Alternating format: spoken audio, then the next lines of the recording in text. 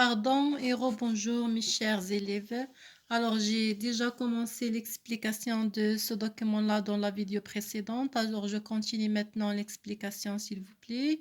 Alors prenez avec moi ce document-là qui représente une association entre les modifications au niveau de l'utérus et aussi les modifications qui existent à l'intérieur de l'ovaire pendant le cycle ovarien.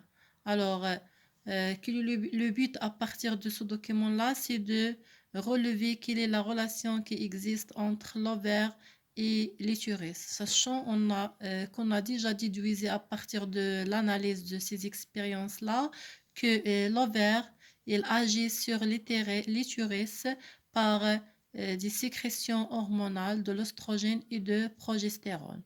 Alors maintenant, on va expliquer en détail comment il est cette relation et comment on peut expliquer cette corrélation ou bien la synchronisation, le fonctionnement de l'utérus et de l'ovaire.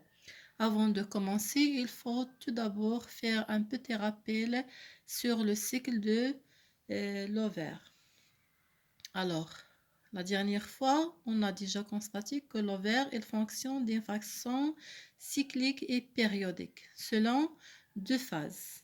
La première phase du cycle ovarien est appelée la phase folliculaire. C'est la phase folliculaire. Déclenchée le premier jour des règles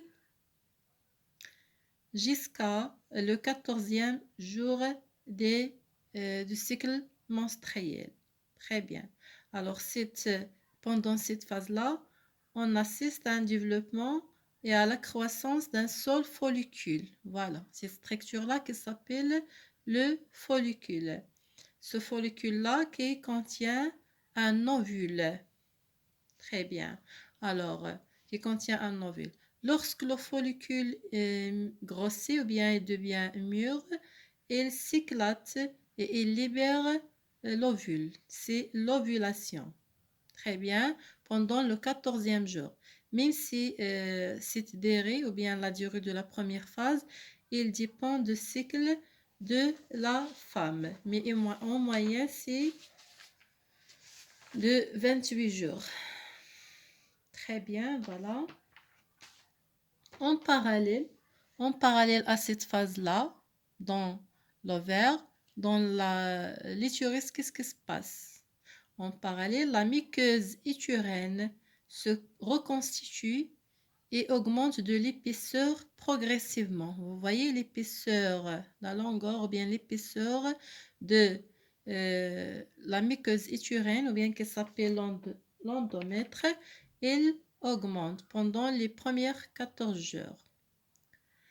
Alors, après que le follicule s'éclate et libère l'ovule dans le trompe de l'utérus,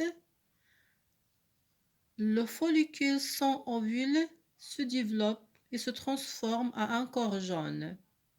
À partir du 14e jour, on remarque que au niveau de l'utérus, qu'est-ce qui se passe? Il y a une augmentation encore de l'épaisseur de l'endomètre et on observe aussi que à l'intérieur de ce muqueuse utérienne, il y a ce qu'on appelle le développement des glandes. Les glandes anabibes. Très bien. Et l'augmentation du nombre de vaisseaux sanguins. Très bien. Le nombre de vaisseaux sanguins se multiplie. Si l'ovule n'est pas fécondé, qu'est-ce qui se passe? Le corps jaune à l'intérieur de l'ovaire régresse pour se transformer à un corps blanc. Un corps blanc. Alors, cette dernière phase du cycle ovarien est appelée la phase lutéinique. Vers la fin du cycle menstruel, la muqueuse atteint son épaisseur maximale. Si l'ovule est fécondé, qu'est-ce qui se passe? S'il y a de la fécondation, la muqueuse à ce moment-là, elle est prête pour recevoir ou bien pour recevoir un embryon. Si l'ovule n'est pas fécondé, la muqueuse, qu'est-ce qui se passe pour la muqueuse? Est éliminée, il se détruit au moment des règles, déclenchant le début du cycle suivant. Très bien. Alors, qu'est-ce qu'on déduit? Que les deux cycles se fonctionnent d'une façon parallèle. Alors, la conclusion générale, c'est le cycle ovarien et le cycle de l'utérus sont synchronisés, ça veut dire ils fonctionnent de façon parallèle. Ce synchronisme ne doit rien au hasard, n'est pas au hasard. Alors, comment ou bien quelle est la relation? Sachant que l'ovaire sécrète deux hormones. On a déjà constaté ça. L'hormone de l'oestrogène par les follicules et l'hormone de progestérone par le corps jaune. Alors, dans le sang, ces deux hormones-là, elles sont sécrétées dans le sang. Ce qui agit sur l'utérus. Très bien.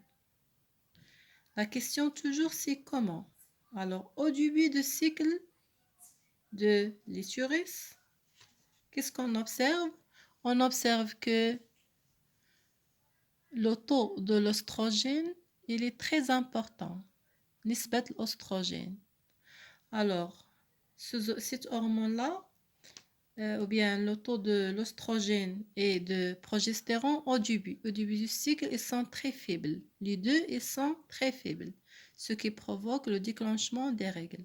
Mais à partir du 5e jour, qu'est-ce qu'on observe? Que le taux d'oestrogène augmente. L'oestrogène sécrété par les follicules augmente, ce qui agit sur le développement de l'endomètre. Et alors, ce qui provoque l'augmentation de leur épaisseur. Très bien. Après le 14e jour, qu'est-ce qu'on observe? Il y a une diminution de l'oestrogène et une augmentation de progestérone libéré par ou bien sécrété par le corps jaune. Alors, qu'est-ce qui provoque ce progestérone-là? Augmentation de l'épaisseur encore de l'endomètre et aussi il provoque l'augmentation du nombre des vaisseaux sanguins et aussi de glandes. Très bien. Alors, ces vaisseaux-là qui servira à l'alimentation de nouveaux embryons. Et aussi, sachant que le progestérone, il agit aussi sur le muscle ou bien les muscles de l'utérus, ou bien il bloque les contractions de utérine ou bien des muscles de l'utérus pendant toute la période de grossesse. S'il n'y a pas de fécondation, qu'est-ce que vous voyez? Il y a une diminution de deux hormones, ce qui provoque la contraction des muscles utérins et le début du cycle menstruel suivant. Alors, j'espère que vous avez bien compris. Sinon, je répète tout de suite la relation entre l'utérus et l'ovaire. Alors, l'ovaire est un organe qui fonctionne d'une façon cyclique périodique, au fur et à mesure en parallèle à un fonctionnement cyclique aussi de l'utérus. Sachant que c'est l'ovaire qui contrôle ce fonctionnement de l'utérus, le contraire n'est pas juste. Alors, comment l'ovaire contrôle le fonctionnement de l'utérus? Par la sécrétion de deux hormones, oestrogène et le progestérone, qui se transportent dans le sang. Comment? Alors, pendant la première phase du cycle ovarien qui s'appelle la phase folliculaire, qui se caractérise par le développement d'un follicule, et aussi par la sécrétion de l'hormone de l'oestrogène. Cette hormone-là, elle se transporte par le sang, elle agit directement sur, ou bien de façon indirecte, sur la muqueuse utérine, ce qui provoque l'augmentation de l'épaisseur de l'utérus d'une façon progressive. Pendant le 14e jour, dans le cycle ovarien, le follicule mûr libère l'ovule. Très bien. À partir de ce jour-là, le 14e jour, on observe qu'il y a une diminution, bien la chute de l'oestrogène et l'augmentation de progestérone. Très bien. Alors, le progestérone augmente pour atteindre le pic. Alors, qu'est-ce qui provoque ce progestérone-là libéré par le corps jaune? Il provoque une augmentation importante de l'épaisseur de l'endomètre et aussi il provoque la formation de ce qu'on appelle les glandes tubulaires, أنابيب داخل مخاطية الرحم, et il provoque aussi l'augmentation du nombre de vaisseaux sanguins qui vont assurer après l'alimentation de l'embryon, s'il y a de la fécondation. Très bien. Alors, s'il y a de la fécondation, qu'est-ce qui se passe? Déjà, l'endomètre est prêt pour recevoir l'embryon. Le progestérone va rester encore important dans le sang pendant toute la période de grossesse. Pourquoi? Parce que le progestérone, il bloque les contractions des muscles de l'utérine. يمنع تقلصات عضلات الرحم لكي يحافظ على الحمل أو على الجنين داخل الرحم طيلة فترة الحمل. S'il n'y a pas de fécondation, qu'est-ce qui se passe? Le progestérone diminue, alors ce qui déclenche l'apparition du nouveau, ou bien l'apparition des règles, ou bien ce qui déclenche la destruction et la libération des règles, ou bien la sortie de l'endomètre sous forme des règles par le vagin de la femelle.